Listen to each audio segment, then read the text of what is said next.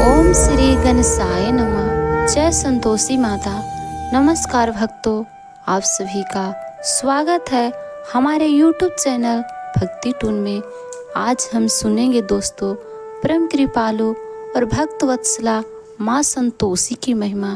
कहा जाता है कि जो श्रद्धा, विश्वास और संतोष के भाव से माँ संतोषी की कथा सुनता या सुनाता है, उसके जीवन के दुख, दरिद्रता और कष्ट दूर होने लगते हैं तथा माँ की असीम कृपा प्राप्त होती है। तो आइए मन को एकाग्र करें, माँ संतोषी का स्मरण करें और उनकी इस अद्भुत एवं चमत्कारिक कथा का श्रवण आरंभ करें। अंत तक कथा अवश्य सुने, क्योंकि कथा का प्रत्येक प्रसंग माँ की कृपा और भक्ति का संदेश देता है। बोलिए प्रेम से जय संतोषी माता। एक नगर में एक बुढ़िया माँ रहती थी। उस बुढ़िया माँ के 7 बेटे थे।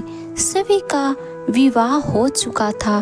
6 बड़े बेटे तो काम करते थे, लेकिन 7वां बेटा अभी कोई काम नहीं करता था। सुबह उठकर स्नान आदि से निवृत्त होकर 6 बेटे रसोई में बैठकर भोजन करते और फिर अपने काम पर चले जाते थे। बुढ़िया उन बेटों को अपने हाथ से खीर, पूड़ी, हलवा और बढ़िया बढ़िया पकवान बनाकर खिलाती थी। 7वां बेटा खूब धूप निकलने पर बिस्तर से उठता था, फिर स्नान करके भोजन के लिए रसोई में जाता था। बुढ़िया माँ दूसरे बेटों का बचा हुआ खाना एक थाल में रखकर उसे खाने को देती थी। 7वां बेटा उसी भोजन को खुश होकर खा लेता था। भोजन करके वह घर से निकल जाता और अपने दोस्तों के साथ मौज मस्ती करता रहता था। इस तरह मौज मस्ती से उसके दिन व्यतीत हो रहे थे।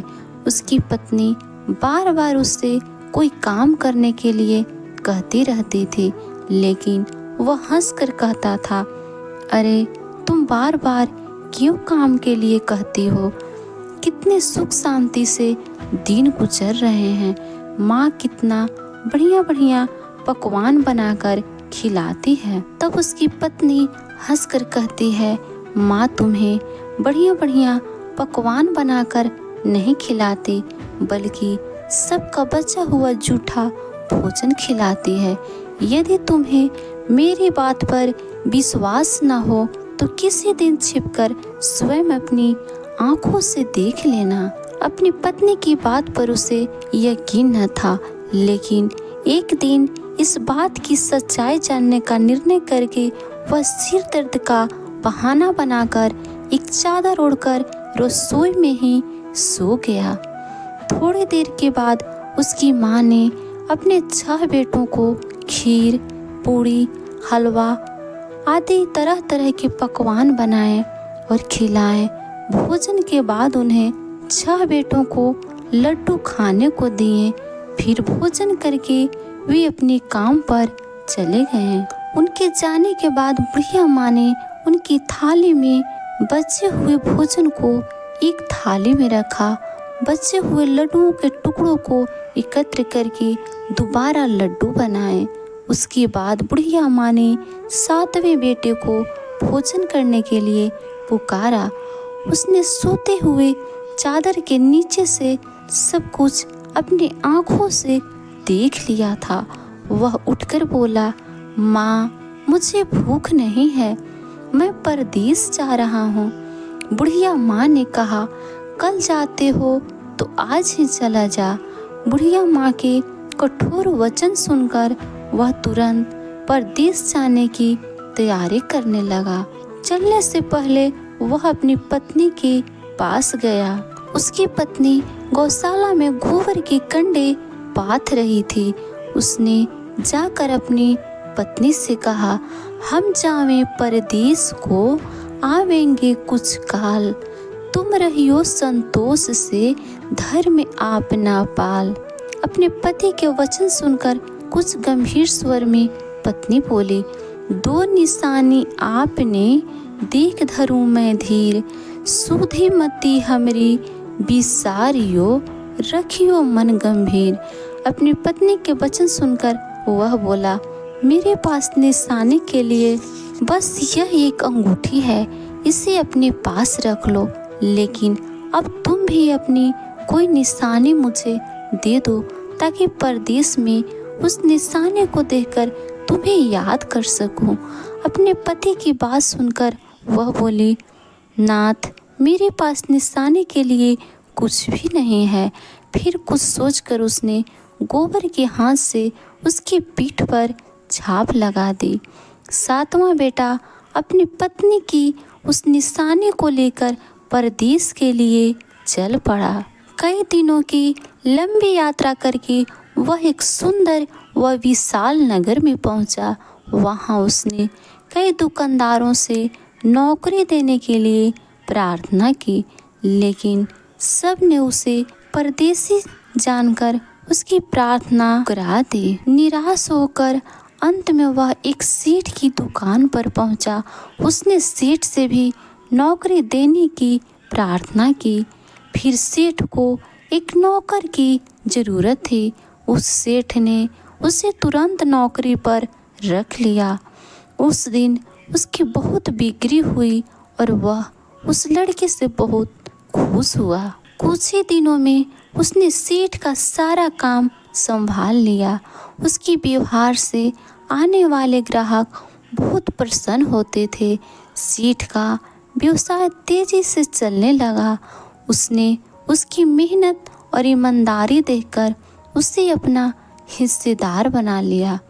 कुछ ही महीनों में उस लड़के ने बहुत सारा धन कमा लिया। संयोगवश कुछ समय बाद सेठ को उस नगर को छोड़कर दूर किसी नगर में जाना पड़ गया।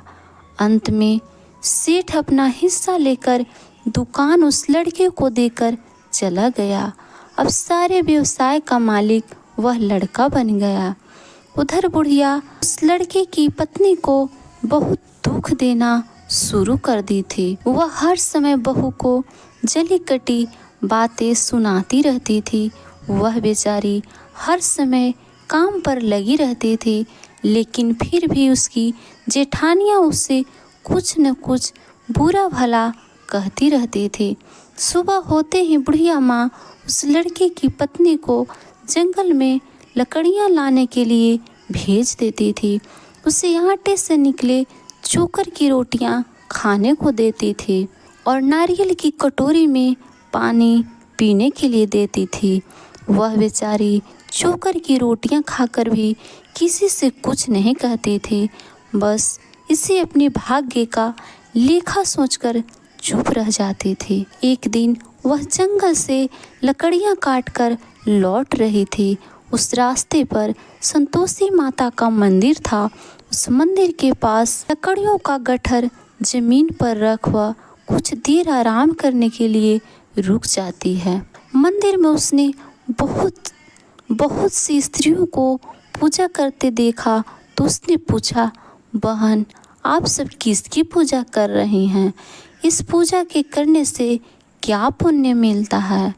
एक स्त्री ने उसे बताया, हम सब संतोषी माता का व्रत करके उनकी पूजा कर रही हूँ।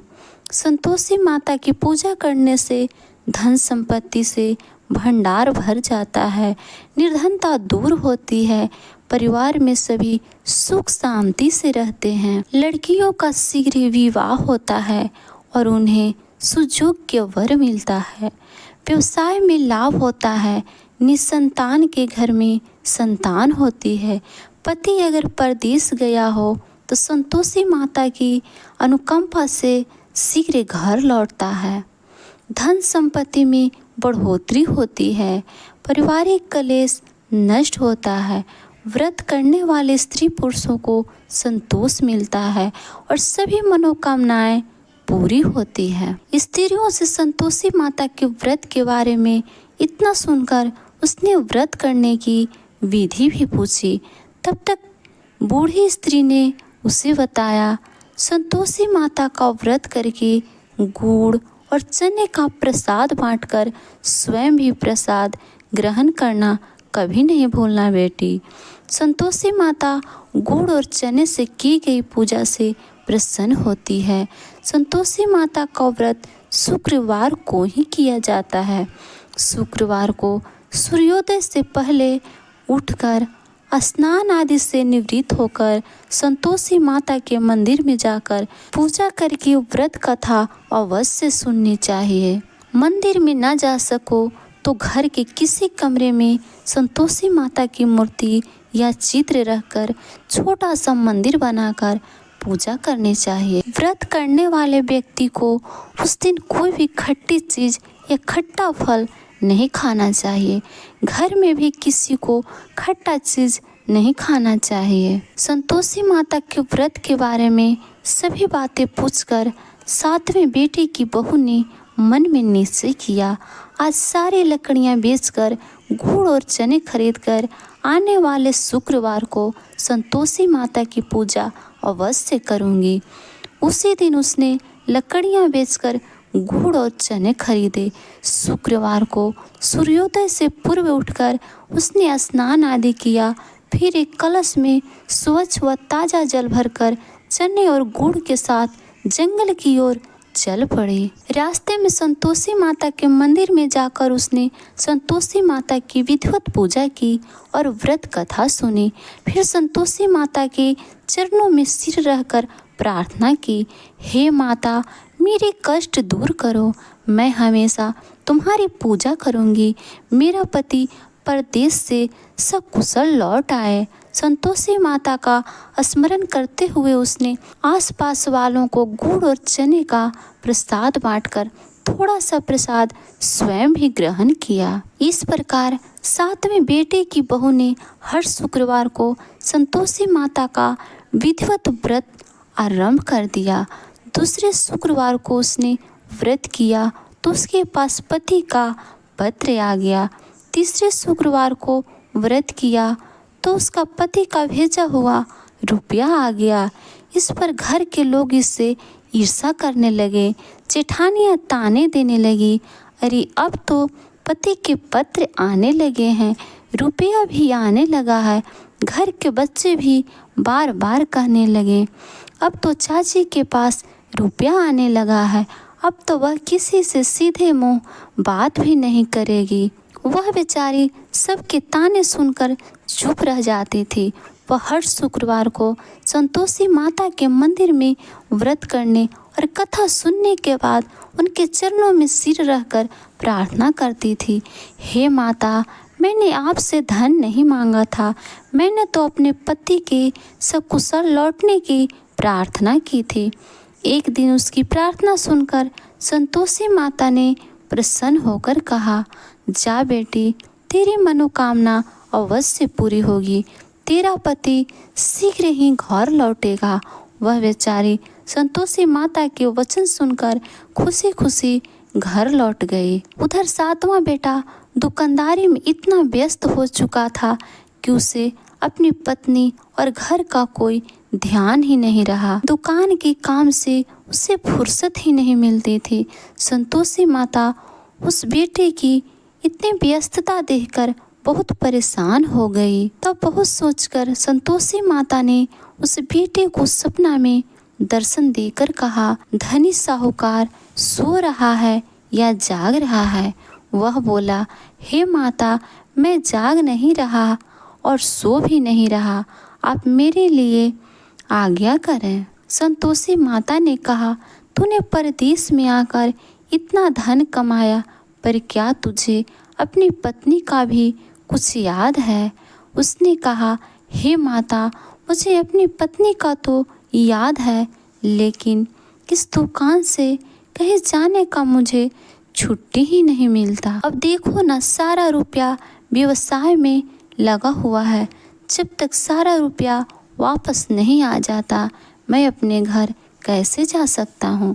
संतोषी माता ने कहा, कल सुबह उठकर संतोषी माता का नाम लेकर मंदिर में घी का दीपक जलाकर पूजा करना और फिर दुकान पर जाकर संतोषी माता के नाम का दीपक जलाकर प्रणाम करके काम शुरू करना। शाम होते होते उधार दिया धन लौट आएगा। इतना कहकर संतोषी माता उसके सपने से अंतर्ध्यान हो गई। सुबह उठकर उसने अपने मित्रों से सपने के बारे में बात कही तो वे सब उसका मजाक उड़ाने लगे, लेकिन उसका मन नहीं माना। उसने संतोषी माता का पूरा विश्वास करके मंदिर में जाकर घी का दीपक जलाया। दुकान पर भी दीपक जलाकर संतोषी माता का स्मरण करके काम शुरू किया। उससे संतोषी माता की अनुकंपा से सचमुच चमत्कार हो गया। उधार सामान ले गए लोग जल्दी जल्दी रुपया वापस करने लगे। देखते ही देखते रुपयों का ढेर लग गया। शाम तक सारा धन लौट आया। दुकान का सारा सामान भी हाथों हाथ बिक गया। तब संतोषी माता को नमस्कार करके वो अपने घर लौटने की तैयारी करने लगा। उधर सातवें बेटे की पत्नी प्रतिदिन की तरह जंगल से लकड़ियां काटकर घर की ओर लौट रही थी। लकड़ियां का बोझ अधिक होने के कारण उसने मंदिर के पास गट्ठर उतारकर मंदिर के चबूतरे पर बैठकर थोड़ा सा आराम करने लगी। तभी उसे दूर से धूल उड़ती दिखाई दे रही थी। उसने संतोषी माता से पूछा, हे माता, आज यह धूल कैसी उड़ रही है? माँ ने प्रसन्न होते हुए कहा, आज तुझे तेरी पूजा का फल मिलेगा। तेरा पति परदेश से लौट रहा है। यह धूल उसके लौटने से उड़ रही है। अब तू इन लकड़ियों के 3 हिस्से कर दो। एक हिस्सा नदी के किनारे रख दो, दूसरा हिस्सा मंदिर में रख दे और तीसरे हिस्से को सिर पर रखकर घर ले जा। तेरा पति लकड़ियां देखकर रुकेगा और लकड़ियां जलाकर भोजन बनाकर खाएगा और फिर घर जाएगा। तू घर पहुंचकर लकड़ियों का गट्ठर आंगन में डालकर कहना, सासू माँ जी, लकड़ियों का गट्ठर ले आई हूँ। चोकर की रोटियां और नारियल की कटोरी में पानी दे दो।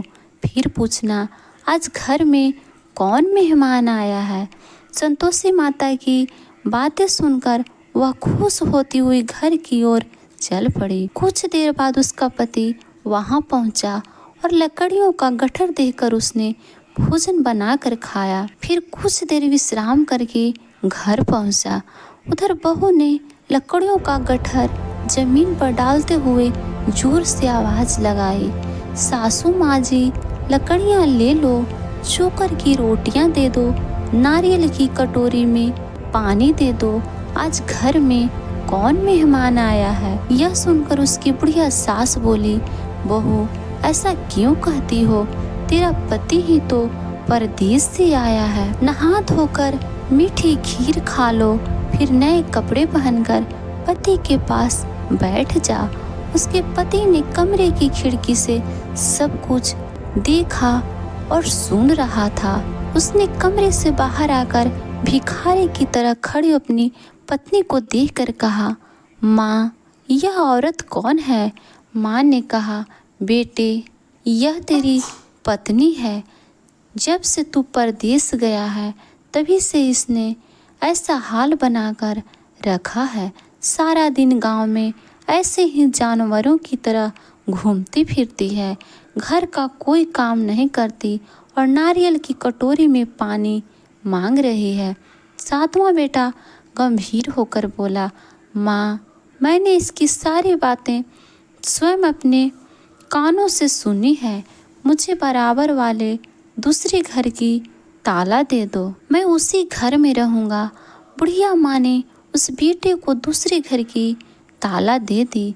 वह अपनी पत्नी के साथ उस घर में आनंद से रहने लगा। उसके पास धन की कोई कमी नहीं थी। उसने घर को महल जैसा सुंदर बना दिया। अगले शुक्रवार को उसकी पत्नी ने कहा, हे स्वामी, मैं संतोषी माता का व्रत करती हूँ। संतोषी माता की अनुकंपा से ही मेरे सब काम पूरे हुए हैं। अब मैं व्रत का उद्यापन करना चाहती हूँ। पति ने कहा, अवश्य उद्यापन करो। मैं उद्यापन के लिए सब सामान एकत्र करता हूँ। बहू ने अपनी जेठानियों के लड़कों को भोजन के लिए बुलाया। सभी जेठानियाँ उसकी धन संपत्ति और वैभव से ईर्ष्या करने लगी थी। जेठानियों ने अपने बच्चों को सिखा दिया कि तुम भोजन के समय खट्टी चीजें मांगना। वे नहीं चाहती थी कि उसका उद्यापन पूरा हो। संतोषी माता की पूजा के बाद जब बच्चों को भोजन के लिए कहा गया तो सब खटाई मांगने लगे। बहू ने कहा, खटाई किसी को नहीं मिलेगा। तब सभी बच्चे उसे पैसे मांगने लगे। बहू उनकी बुरी भावना के बारे में कुछ नहीं जानती थी। उसने बच्चों को पैसे दे दिए। बच्चे दौड़कर बाजार में गए और इमली लेकर खाने लगे। बच्चों को पैसे देने और उनके इमली खाने से संतोषी माता क्रोधित हो गई। उनके प्रकोप से उसी समय राजा के सैनिक 7वें बेटे की दुकान पर पहुंचे और उसे पकड़कर ले गए। भोली बहू ने रोने लगी। जेठानियां ताने देने लगे, अरे बेईमानी से कमाया धन लाया था, इसलिए राजा के सैनिक पकड़ कर ले गए।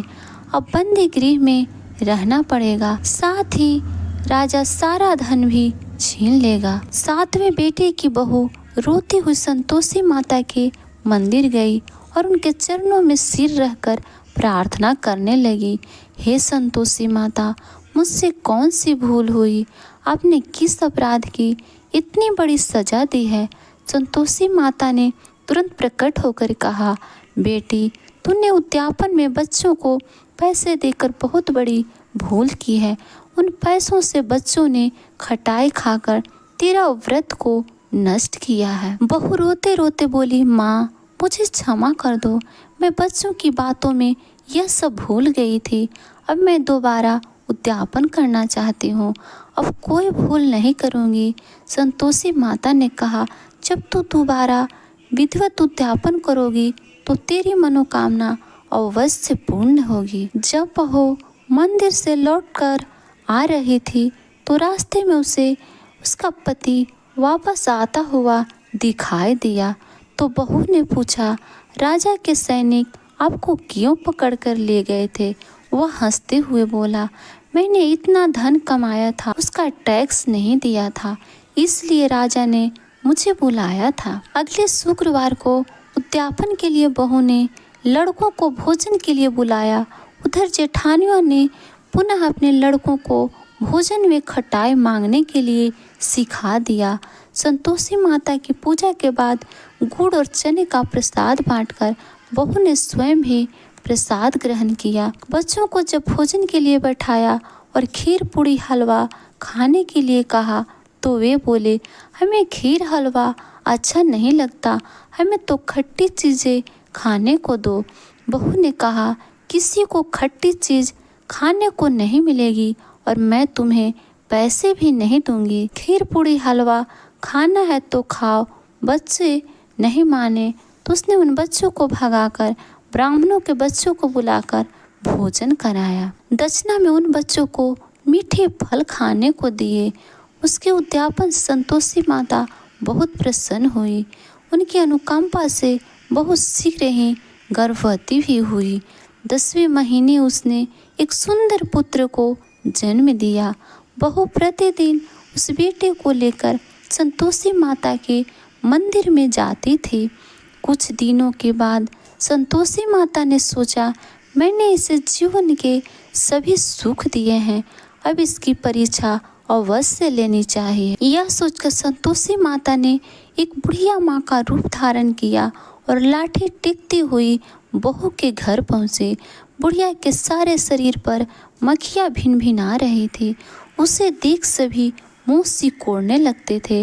बुढ़िया ने जाकर दरवाज़ा खटखटाया तो बहू की सास ने दरवाज़ा खोला और उसे देखते ही जोर से चिल्लाई, अरे लड़कों, इस गंदी बुढ़िया को भगाओ, मुझे तो ये कोई चुड़ैल नजर आती है, इसे भगाओ नहीं तो यह किसी को खा जाएगी। लड़के उठकर भागे और उन्होंने अपने घर के दरवाजे और खिड़कियां बंद कर ली।